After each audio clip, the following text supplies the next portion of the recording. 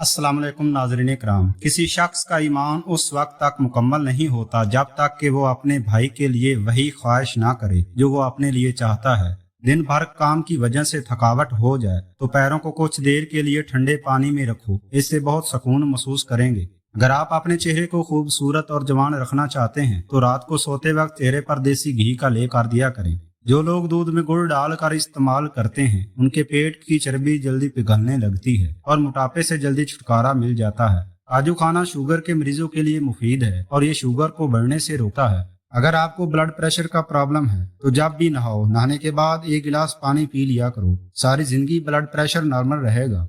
अगर आप सुबह को चेहरा धोते वक्त पानी में नींबू के चंद कतरे मिला दें तो चेहरा मुलायम और खूबसूरत हो जाता है। ज्यादातर लोग रात के वक्त रोते हैं क्योंकि नींद की कमी की वजह से इस बात पर काबू पाना मुश्किल हो जाता है। जिन हजरात का वजन ज्यादा हो वो खाने के बाद पानी इस्तेमाल ना करें, वजन कम हो जाएगा। खड़े होकर पानी पीने वाले के बाल जल्दी सफेद हो जाते हैं।